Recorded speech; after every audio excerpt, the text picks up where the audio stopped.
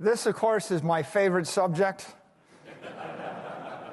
There's no better way, no way I'd prefer to start the day than talking about Bitcoin and why there is no second best.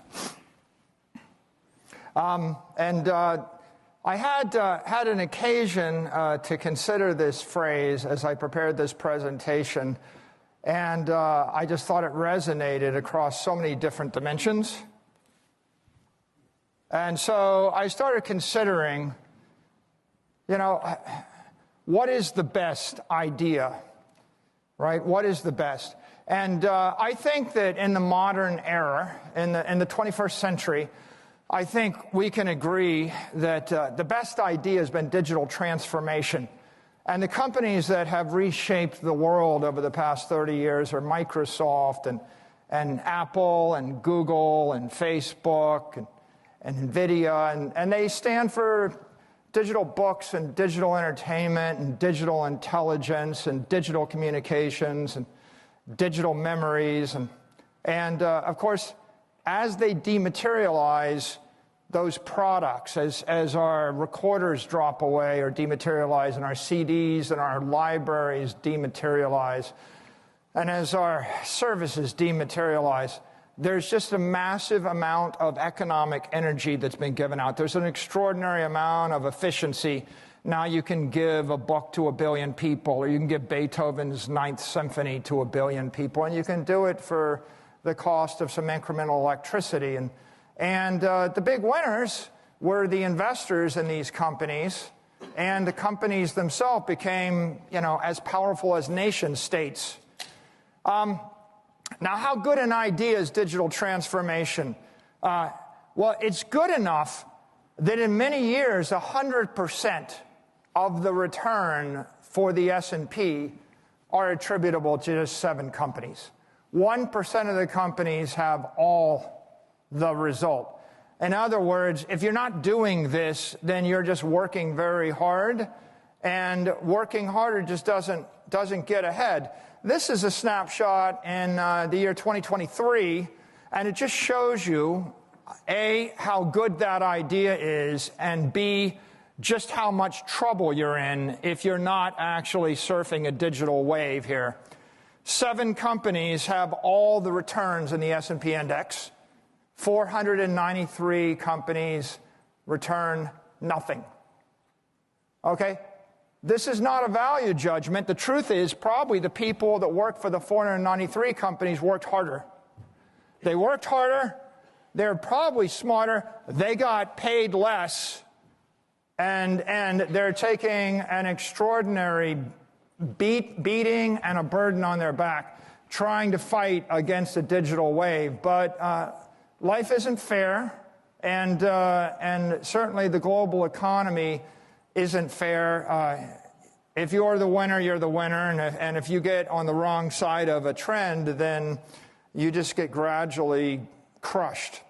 So this is a sobering observation, but it's a reminder that if you're going to invest, and if you're going to align yourself with an idea, it better be the best idea, because the second best idea, as you can see, is worth nothing. You'll be lucky if you just stay in business. So, what's the best digital transformation idea?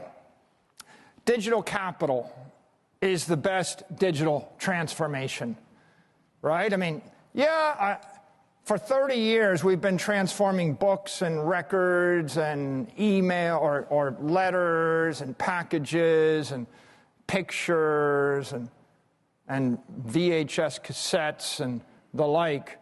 But that's all digital information.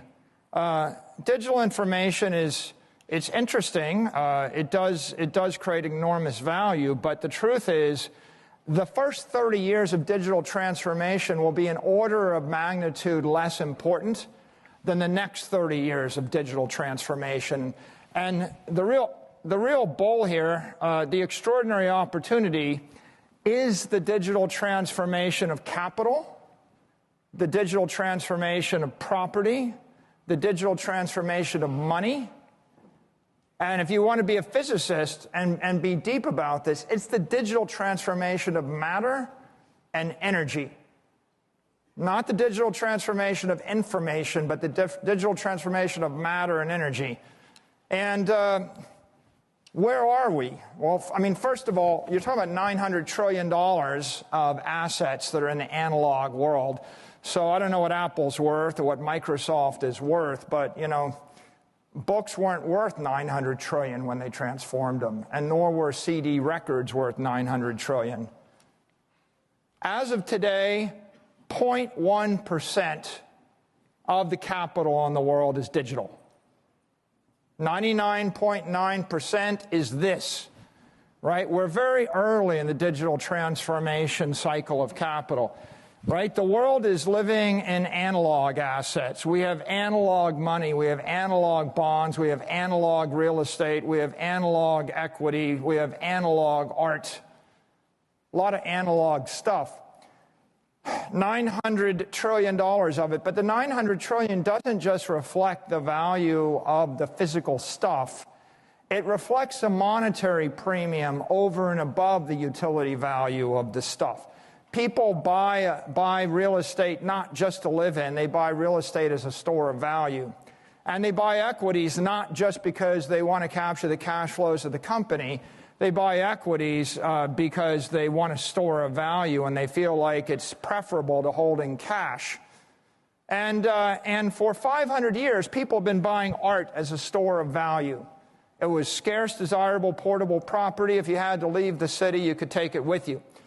And gold is the same thing. People have been buying gold as a store of value. So something like half of all this capital is really a monetary premium. And the other half may be a utility. We are just $1 trillion out of the $900 trillion right now. Very early.